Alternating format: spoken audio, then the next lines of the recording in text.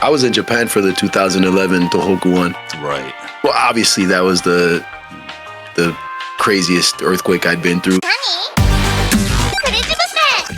Again, we talked about those things too, like, things you might not like or you should know before you go to Japan or before you move to Japan. People smoke, then, right. People overwork, some kind of some degree of racism and those things. Mm-hmm. And one other thing I want to mention is earthquakes.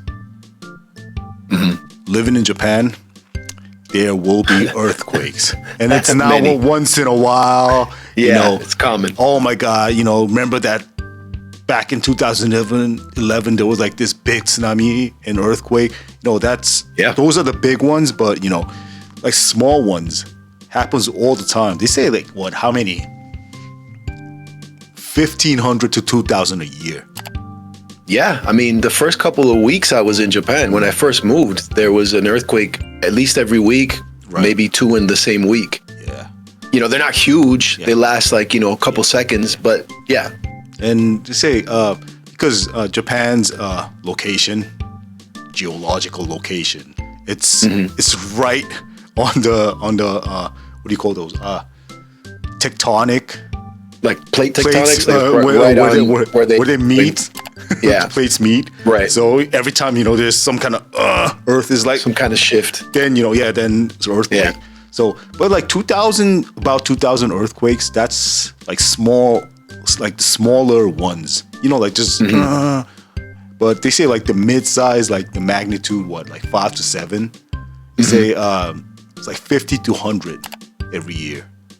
Right. And the huge ones, like the Tohoku ones, that's like like every 10 years, something like that. Right.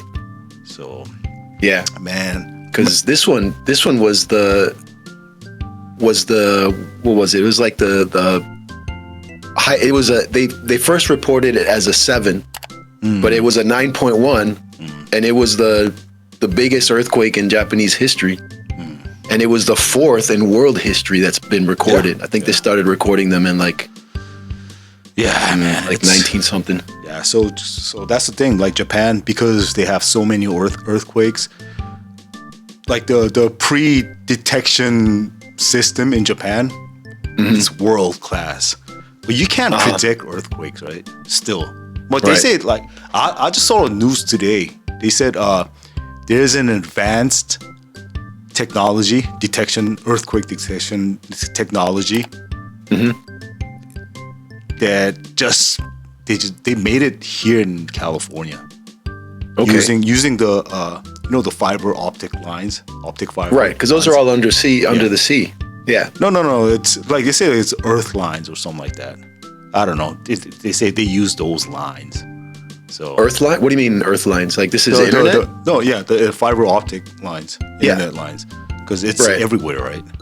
Mm-hmm. So they say they use those. I don't know, maybe when they shake or whatever. I don't. Right, like when you lose your internet, you're like, okay, there's going to be an earthquake coming. But even with the most advanced detection technology in Japan, they say they can tell you 5 seconds or 30 seconds prior to the earthquake. Right. So, and that's the like world class one. Here, like what we have, like every time we get the what do you call those? Like the alert thing, ring on your phone. Okay. That's like after everything is done. It's like, there was an earthquake. I'm like, no, man. But I think. See, that's the thing. East Coast, growing up in East Coast and Korea, they don't have earthquakes. I experienced only one earthquake in Korea.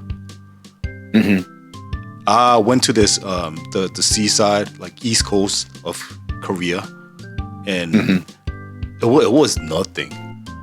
And I didn't even know it was an earthquake.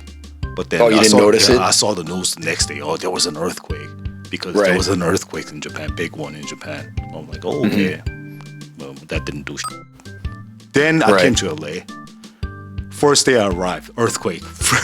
Oh, okay. So like before I went to Japan, I was already I I was already You had used the to experience. earthquakes. So when I was in Japan, I Right. was just like, it's just an earthquake. And people were like, 일본 지진이 알아요. 大丈夫だっけ? I'm like, yeah, 로스님 알을 거라. Right. So like, Yeah. everybody Same was with like, me. you okay? We have earthquakes in California too, so I'm okay. So people were Right. like, じゃあ大丈夫. Right. Yeah. I mean, like if you're from somewhere where there aren't any earthquakes, which is for me, I mean, there are no earthquakes in Argentina growing up, no earthquakes in Akron, Ohio when I was a kid before going to Argentina, no earthquakes in Chicago. Then when I first moved to LA, that was my first earthquake experience. And like, to me, it was crazy because if there's one thing that doesn't move for most people who live somewhere where there are no earthquakes, it's the ground.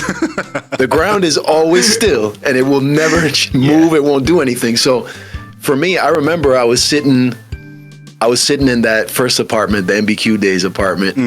I was sitting in front of my computer and Kohe, my roommate at the time, was in the kitchen. And then, it started shaking. And for me, like, I was kind of excited because I'd never felt an earthquake. I was like, whoa. And I just sat there like, yo. And Kohe like ran. He like ran Under the table and stuff. Yeah, like he ran out of the kitchen and was like gonna leave the apartment. And I'm like, what's this guy doing? Of course, I had no idea. Man, Japan, they have the whole thing. Right. Yeah. Just like, Yeah. like remember back in the day, when there's a fire, you drop down and you crawl out type stuff. Like Japan has that for earthquake too. Right. You go outside of the Sure, they teach it at apartment school, or right? like under the school. Yeah, they have drills and stuff. Right. Korea Yeah, did so that Kohei too. was drill ready, dude. He just like It was jumped into action. Well, he jumped and he was like, ah. And I'm like, he didn't even think. His body moved first, right? yeah. Well, what I thought was, okay, it's an earthquake, but I'm like, well, what am I gonna do? I mean, if this building goes down, I mean, what? I just sat there. I was like, okay. I had no idea. I wasn't earthquake prepared. But yeah, by the time I went to Japan, I'd at least experienced an earthquake. I knew there were going to be earthquakes. Yeah, no, just the first couple weeks there were many, and I couldn't believe it. I'm like, wow, it really happens often. Like we've had 2 earthquakes in a week. Like that's nuts. Because that's what I was telling people in Japan is like, what is it? Like the 8 years I lived in LA before moving to Tokyo, I experienced 1 earthquake. And that was it. And that's the only earthquake I experienced in my life was this one I just said with Kohei. And then like, again, like the first month in Japan, I had multiple ones. Yeah. And multiple in 1 week. And yeah, they're like, yeah, get used to it. Plus here in LA, man, if you're outside driving or just outside walking, you don't really feel it, right? Right. You have to be home, and then your monitor starts. Things are shaking. Right. Then, じゃあいい. That's usually what it's like in Japan is like, you'll feel like a slight vibration. It'll be like, yeah, you won't hear anything. Like you'll sit there and you're like, wait, are things vibrating? And then you're quiet. And then like, you're like, oh, okay, yeah, that's what it was. And it's over. It's usually a couple seconds. It's not like, Man, sometimes, because I remember living still Musashi Koyama. Sometimes there's an earthquake and you hear people next door or like downstairs, whoever, or like your neighbor scream. Some lady's like, yeah, Jishina. Like, yo, like, you're Japanese. Like, just should be okay with this. Right. Was this like a serious one when you heard that, or it's just somebody? No, that's it was. I think it was kind of like, there's like super subtle ones. Then there's ones that like the light, right, where you can like see things like shaking. Thing, yeah, like your salt shaker just falls down type. Right. One of those. But then we're just like, it's okay. That's why a lot of Japanese houses are built with wood, right? Just like LA. Yeah, so and the buildings, like concrete buildings, like Japan, they found a way to build. Oh, yeah, earthquake-proof buildings. When that happened, Shinjuku buildings was just like. Yeah, there's we could probably find some images like graphics of how these buildings are built in Japan, but they have springs underneath them, like giant springs. It's crazy. And the building moves. Yeah. Like we're gonna talk about the 2011 Tohoku earthquake that caused the tsunami, and it also caused the nuclear meltdown. Like it was a whole thing. But during something like that, like I had a friend who lived in, what area was it? I forget, but it's like, it's by the ocean. It has a lot of buildings, like tall buildings, like modern buildings. And she sent me footage from her phone that she took when this happened. And the view from her window, the angle was off. Yeah. Like you could see the movement. Like it was very slow because she was high up. It was like there were high rises. And it was crazy to see that because the building is physically like swaying back and forth. Yeah. Yo, talking about like Jishin earthquakes. There's this manga. Have you heard about this? That's been, resurfacing up in Japanese and Korean news or on YouTube. This manga called Watashi ga mita mirai, the future I saw. Right. And it was drawn and written by this mangaka named Tatsuki Ryo Sensei, I guess. And it's really weird because they say like she was in some kind of cult or whatever. I'm not really sure about that. That's what I read on the internet. But she's an older lady. And what's interesting was like she started to draw mangas because she started to see things in her dreams. Okay. And it was like predictions and some Nostradamus type stuff. Yeah, some like prophecies and stuff, right? And funny thing is, and everybody like this was like back in what, like the 80s, 90s or something like that. So she started, she started to draw manga of her dreams, and nobody took her seriously, of course, because at the time there were like load of mangas like that, like 1999 world's gonna do, all those things, right? Right. Funny thing is, then she just retired. She's like, okay, I'm not gonna do this anymore. But then a lot of her prophecies happened. Oh, so they became true in her manga. And like, of course, like Japanese variety show, somebody found it, some kind of Saka writer found it, and it became a thing. Right. Like, things like Freddie Mercury's death. Oh, she prophesied that too in her manga? Yeah. And really? Yeah. It's weird. She said she saw it in her dreams, and she also said this famous rock star is gonna die in Japan. And that was like Ozaki Yutaka. I love you, that dude, right? And there are like memos in her What happened? Did something happen? Was it an accident or something? Or drugs, actually. I see. It's drugs, but who knows? Right. But and also on the cover there are memos, drawing of the memos, and one of them was like Princess Diana, her death and everything. I see. Then one of the prophecies was Hanshin, the big earthquake, Hanshin earthquake, back in was it like 19? I can't. 19 in the 90s, 1995 or something like that. And then everybody's like, oh my god, because that's when the variety writers, the show writers discovered the manga. It's like, yo, this is real, and they made a whole variety show out of it too. So everybody was like, oh, that became a bestseller. Then nice. That manga artist was like, hell yeah, let's go. And after that, it was like, oh, okay. Then it's like, I had more dreams. And one of the dreams was 2011, there's going to be a big earthquake, which was Tohoku Daijishin. That was also in the manga. Maybe it was after that. And then the manga became like a popular. Wadai, the show, Japanese show was like, oh, okay, this book, it was all written in this book. We now discovered this, and it became a bestseller, of course. And then apparently she had more dreams. So they released an updated version, Kanzenban, stuff like that. Oh, right? really? Yeah. Okay. And like in a that collected Kanzen, edition. yeah, like the more definite edition. Complete. Yeah, complete Right. edition. Type Completest shit, right? edition, right? Yeah. Probably next one's gonna complete it. Right. But in that book, she said it's gonna be a big earthquake this year, 2025, in July 5th. I mean, it's already passed. I think she kind of backed out on that one.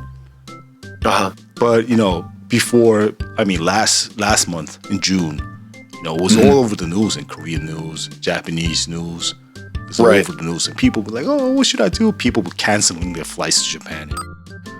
So, yeah, I mean, I've been hearing about it here in California that we're due for a big one on the west coast of the U.S. I mean, if the planes, because what do you call that? The Pacific Ring. No, that's movie. That's that movie, Pacific Rim. Not that one. Right. The Pacific Ring of Fire. Okay. What's that? It's a big ring, and that's where the plates meet. Is it? It's shaped like a circular. No, it's kind of like, it looks like a bird's head, but California's in it too. That's why we have earthquakes, right? Right. So Japan's right, like on the other side of that. Right. Yeah. But yeah, man. So she predicts all these things. Right. Natural disasters and stuff. So damn. Well, let's hope she's wrong. Yeah. The big one, again, say every 10 years, right? About every 10 years. And it's been like, what, how many years? 14 years. Yeah, I mean, now. it's been more than 10. So people be like, oh, like, just like, isn't it late? How big is it gonna be? This is in that Pacific Ring of Fire, or whatever this is called, which we'll tell you guys. I don't know what it is. I've never heard of it. No, but,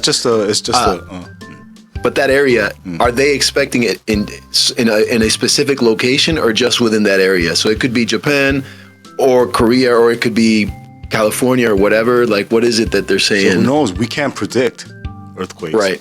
Time and place, we can't predict. Unless, but now we have that fiber optic cable detection system. So who knows? Right.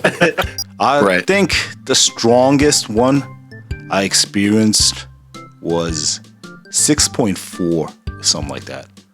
Okay, I remember that's this because it was pretty shaky, and I was staying with Yosuke at Shimoshime, and his room was a loft room. So there's a floor and there's a little loft, and I was sleeping upstairs. And they're like, it's not even a full floor; it's like a half floor. So you kind of have to like Notre Dame hunchback. You stay low when you're in the So I was kind of like just lying down like this, like the Buddha on like Sagat stage. Right. Yeah. I remember I slid down a little. Because from the shaking? Yeah, the house was shaking. So I slid down a little. I was like, oh. And like, this one was pretty strong. And my friend was like, oh, jishin. I'm like, I know. Right. But, and after that, just stopped. And that was it. I was in Japan for the 2011 Tohoku one. Right. And that was obviously that was the craziest earthquake I'd been through. And again, it's the strongest one in Japan. But I remember I was talking to a friend. Shout out to Tom Brisky. I was talking to my buddy Tom on Skype. Brisky. Yeah. And I remember I had my Cintiq and I had a MacBook Pro, and that was connected to the internet. And so I'm talking to him while I'm drawing. And we weren't doing video, we were just doing audio. And then the earthquake started. So, things started shaking. And it started kind of slow. So it was kind of shaking. And I was like, oh, and I told him like, oh, it's an earthquake right now. And he's like, you all right? I'm like, yeah, it happens all the time. What I told him. And then it started getting more intense. And it got to the point where like my MacBook Pro and the Cintiq were like jumping on the table. So I was holding them down. Yeah. And I was holding them down. And then Tom's on the phone. He's like, hey, dude, you all right? Do you need to go? And I'm like, no, it's cool, dude. It'll be over. Like, it'll be over soon. Like, these things aren't, they don't go on. Yeah. This earthquake went on for 6 minutes, by the way. It wasn't like a regular, like, couple second earthquake. Right. But I'm talking to him, and I figured, well, I'll talk to him so that, because I didn't want him to worry about the whole, there's no earthquakes in Chicago, Illinois. So, like, I kept talking to him, like, no, it's fine. It'll be over soon. And as I'm talking to him, I start seeing the wall shifting, like I was in that Chikatetsu Akatsuka, like old, like wooden Japanese house. Right. So I started seeing the edge of the corner of like the ceiling and the walls doing this, and I was like, whoa. But still, because I was talking to Tom, like I wasn't really freaking out. But I remember like I was holding the Cintiq down on the table and the MacBook Pro. And then I looked behind me and there was like a big shelf with like plates and stuff inside. Remember, like that place was furnished when I moved in because it was a friend of Hideki-san's. So like I stood up and put my foot back to hold it against the wall so it wouldn't fall. Right. That's how hard the house was shaking. And so like I think Tom could hear that like second floor too. So yeah, I was on a second floor, and plates started falling in the kitchen and breaking. And that's what Tom was like, hey, dude, are you okay? Like, what is that noise? I'm like, no, some plates broke in the kitchen. And I told him, all right, like, I'll call you back. And then, it stopped shaking after 6 minutes. And then I go in the kitchen. The fridge had moved like 3 feet away from the wall. Like the whole fridge just like jumped with every shake. And then remember the tatami room that you and Taiga stayed at? I slide the door open to see, and like, I had a bunch of manga like set up, like at a table, and like the manga, like everything was just thrown all over the room. Just the whole room floor was just full of books and magazines and everything. I looked at it, I was like, all right, I'll clean that later. Like it's just too much, dude. I was like, all right. And then I started getting like emails and stuff. So like internet was working. When that earthquake happened, cellular signals went out in Japan. So I remember I had SoftBank and I was able to text people. But there's Docomo and EasyWeb and all these other ones. AU. So a lot of my friends had no AU. A lot of my friends had no signal. I remember I got a text from Yukari-san, my literary agent. She's like, "You're okay?" I'm like, "Yeah."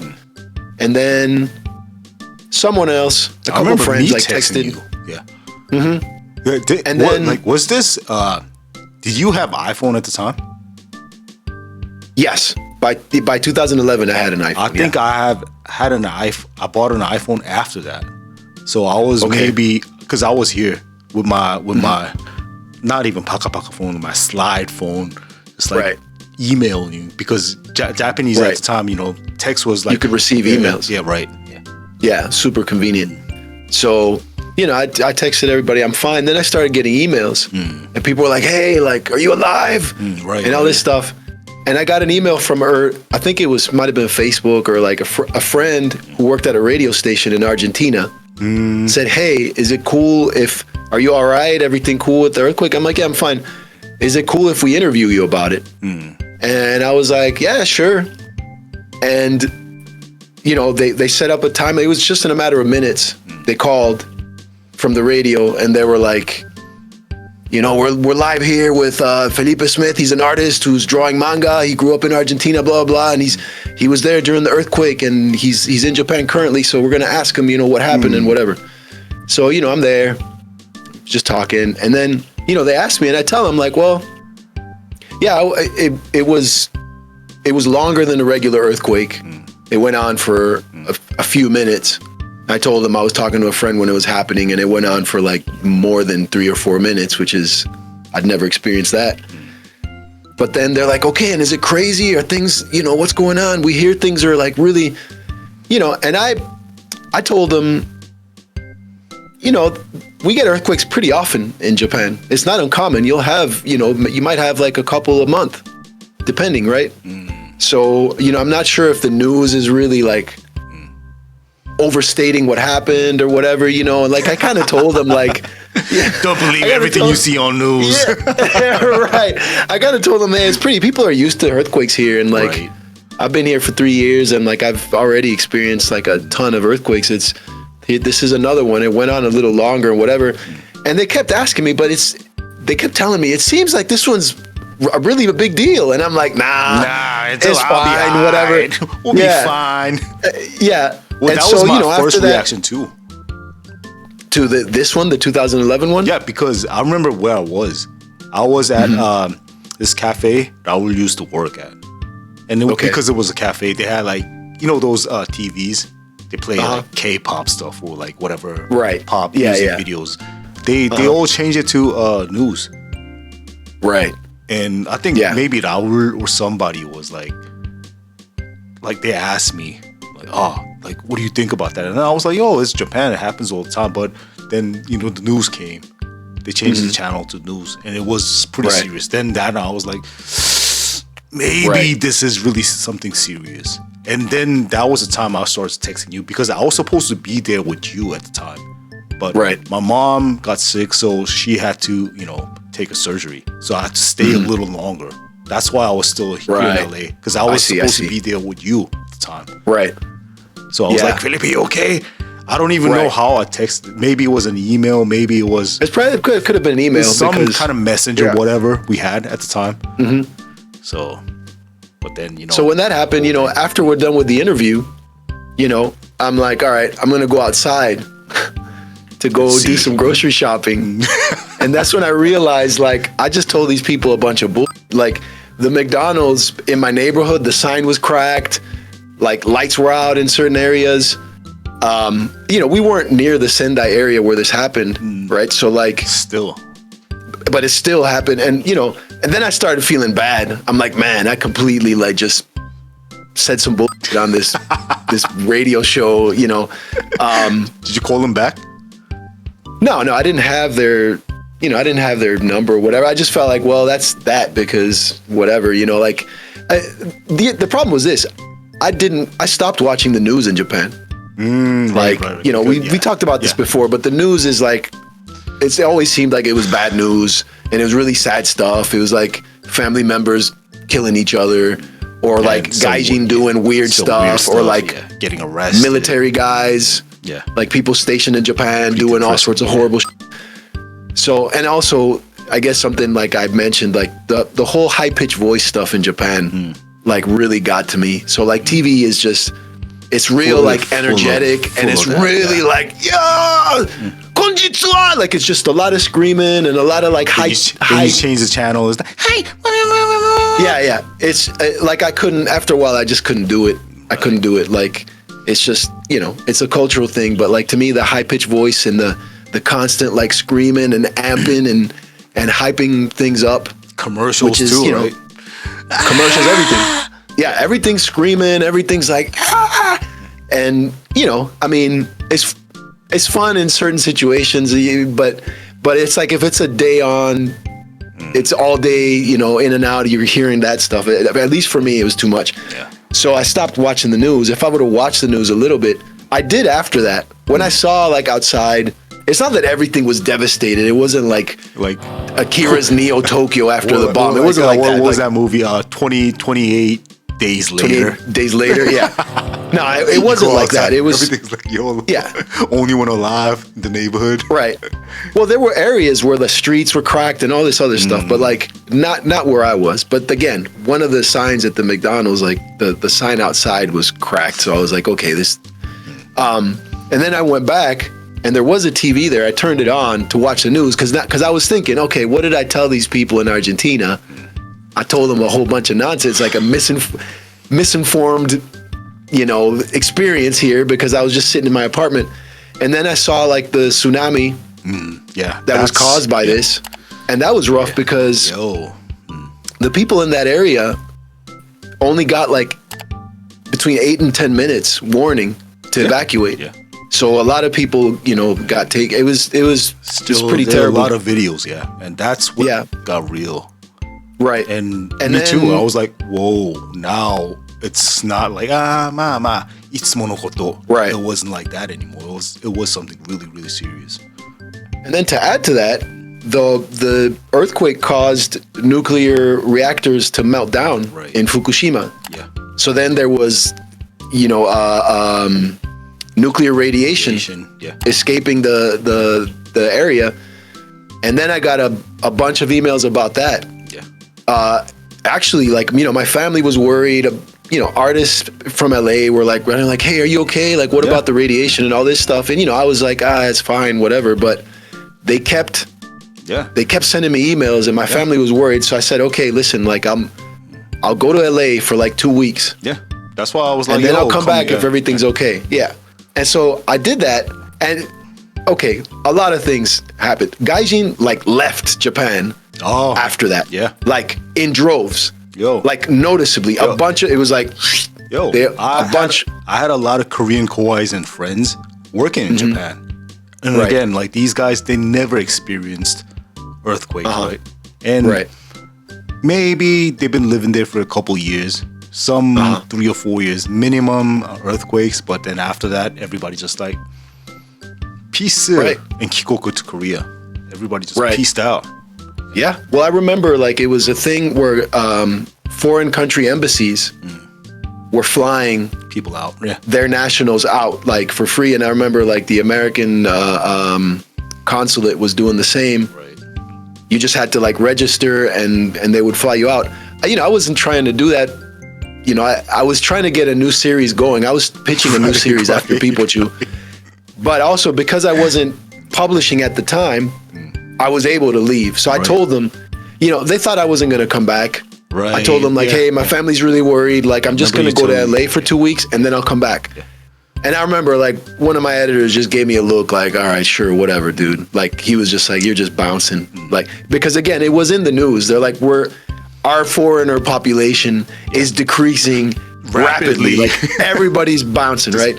And I told them, no, I'll be back. I just want my family to not worry so much. Yeah. I remember like emailing you like, yo, man, this and that, the whole radiation situation and everything. Yeah. Just come to LA. Yeah. That was that was a real thing. I picked you up from the airport. Thinking about it now. Yeah. Then we went to Big Tommy's in West LA. Oh, snap. Right. All right. From the airport, we went straight to Big Tommy's to get chili cheese fries. That sounds about right, dude. Yeah. Like after 3 years in Japan. Yeah. Big Tommy's sounds about right in terms of something I wanted to eat. Sounds good. Oh. Chili cheeseburger, chili cheese fries. Chili cheese fries. But yeah. I remember I got the ticket. So I'm looking for tickets, right? To go back to LA for 2 weeks. And was it $10,000 or something like that? Well, I saw one. I'm looking at the prices. I'm like, what is this? And then I found one for $300 for a one-way ticket, right? Because I just bought a one-way, right? Just in case. If I saw in the news that things got worse, and it's like, well, I guess I'm not going back, right? So that's the other advantage of like living out of a suitcase and having very few like personal belongings. Like I kind of took the stuff I needed, my my laptop and all that stuff, my files, my hard drives. Yeah. And I'm looking at the prices. I'm like, this is ridiculous. Then I see one for like $300 one way. I'm like, okay, this makes sense. Purchase it immediately. Then I look, because it's all in yen. So there's like a bunch of extra zeros on everything. I paid $3,000 for a one-way ticket from Japan to LA, which is the closest state, the closest, Sounds about right. And I was like, what? Like, I canceled it. But yeah, like airlines were taking advantage of like foreigners who were like super terrified. Korean friends and kohais, they paid probably about the same just to go to Korea. It's a 2-hour ride. Yeah. Yeah, that's crazy. Yeah, they were really taking advantage. No, I canceled that. I found another one that was more reasonable. Right. It's probably still around like maybe like 600 or something. They were still charging, but for a one-way, that's like, that's pretty bad, dude. Yeah. But, and then I remember being in LA and watching the news about Japan. And it was like, when you're in a country for a long time that's not your own, you come back home, you feel like reverse Right. Like culture. What do you call it? Whatever. Culture shock. Yeah, like the news here compared to Japan is so ridiculous. It's like watching like WWE or like something, like they have graphics and like iron gates that close and like, you know, nuclear meltdown at Fukushima, Japan, and then Bam, bam, bam. like, Yeah. it was very shocking because in contrast, the news in Japan is very plain. It's just someone sitting there wearing a suit talking. Pretty serious too. Yeah, it's very serious. It's not entertainment. There's no graphics flying around. Other TV shows have a bunch of graphics flying around and stuff, but the news is just pretty monotone. Well, I mean, pretty dry, pitched, but still like monotone. They they don't laugh. They don't do anything. They just like report because you know it's just Japan. Yeah. Otherwise, news. people are gonna be like, chanto shirao. Right. It was a serious. I mean, the news is considered something serious that informs the public. It's not true at all. The news is a bunch of bull. But you got to keep up, you know, that appearance. At least in Japan, they want to keep up the appearance of being serious.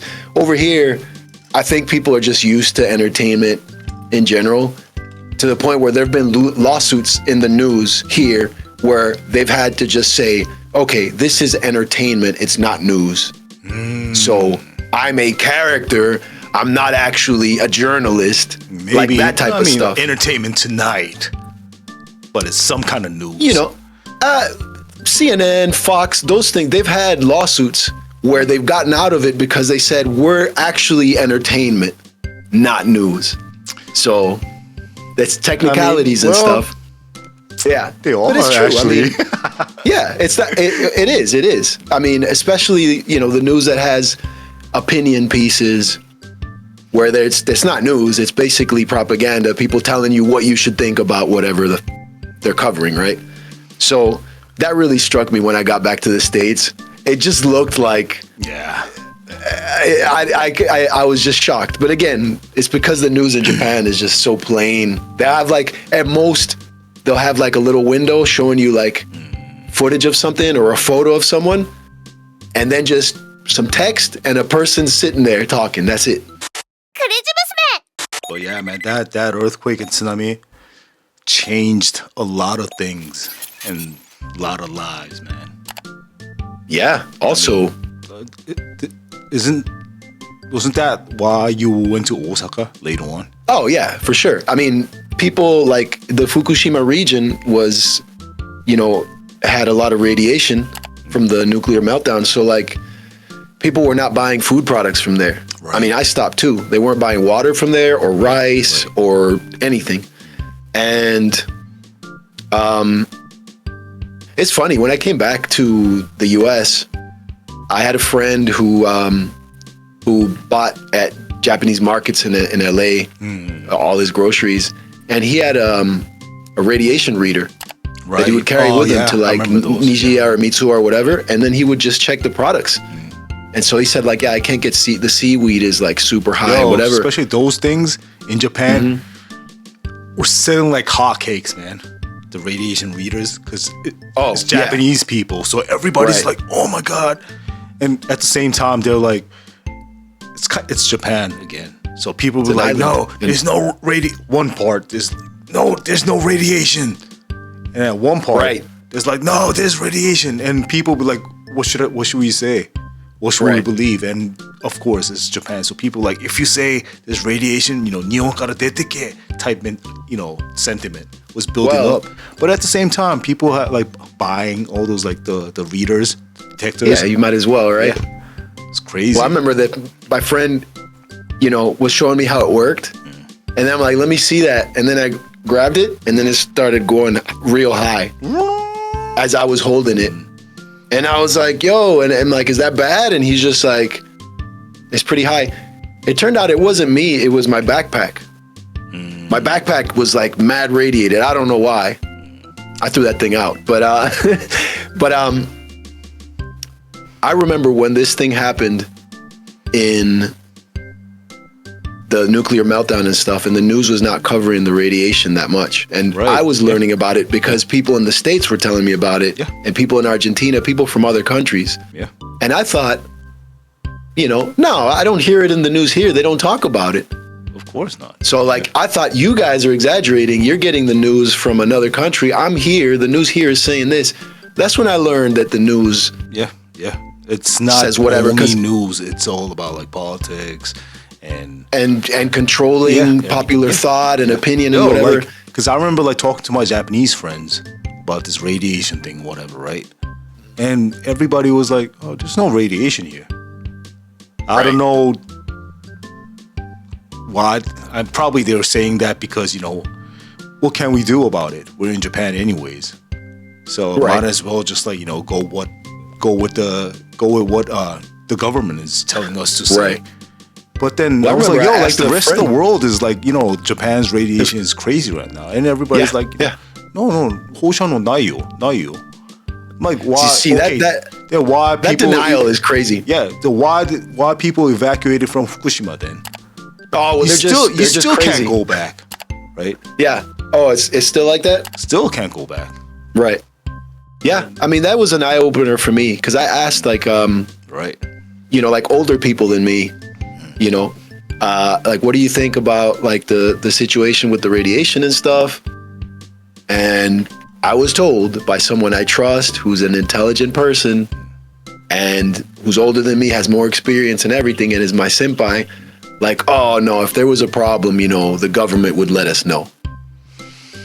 And when I heard that, I was like, wow. Yeah. You came here. Did you go to Argentina at the time? No. Because the idea was to just leave Japan for 2 weeks to see how things panned out. And if things did not get worse, then it was just to go back and to try to get this new series going. So you just went back to Japan, huh? Yeah, I went back to Japan. And then after that, I moved to Osaka. Right. Because at least... What was the雰囲気of Japan when you went back? When I went back from... Because still, Japan took a big hit. A lot of people died. Well, I didn't realize financially they took a big hit. It was, it took $300 billion in damages, dude. Well, it says, I looked this up on Wikipedia. I didn't know this when I was living there, but it said it's the costliest natural disaster in history. Was this thing in 2011, which is nuts.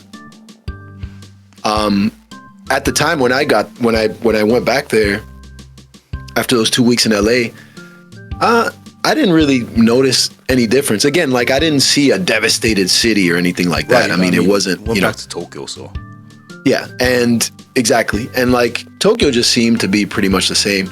I at that point I'd been in Tokyo long enough. I'd been there 3.5 years, and and I was always curious about Osaka.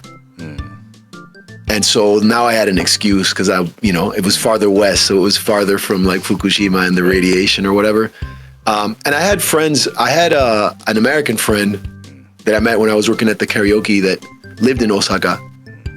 And I hit him up. I'm like, "What are you doing?" He's like, "No, I'm out here. Like, we're fine. We're far away of the radius of the radiation." Like, he's like, "You should come out to Osaka." And I'm like, "Yeah, I'm thinking about it." So, and then that's when I went for 3 days. To see if I liked it, and then decided like, yeah, no, I'm moving. Right. But Tokyo kind of seemed the same. I remember my girlfriend at the time, she told me she was a flight attendant. So they had to fly to Japan, right?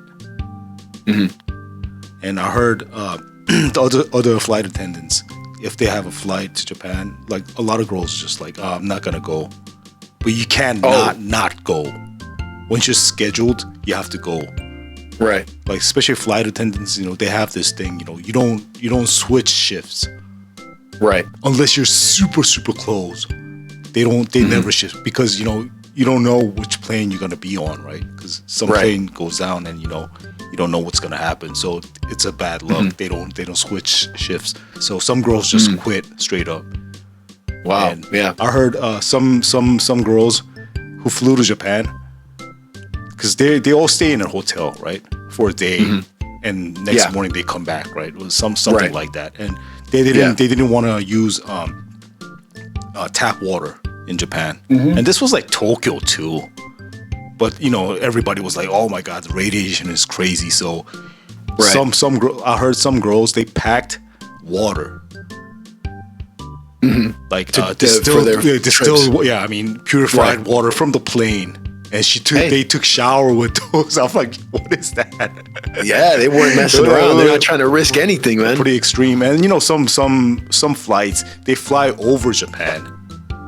And they say like it's close, like they fly over like closer to Fukushima. So I don't want to take that flight. I don't want to work that day, but I can't change. Yeah. So it was people were super, super, super sensitive about those things. Yeah, no, it was a big deal. It was a big deal.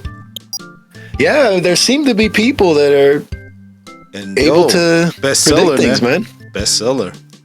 Yeah. She even predicted her own death. Like the price of death is my manga artist? Yeah. What did she say? The price of my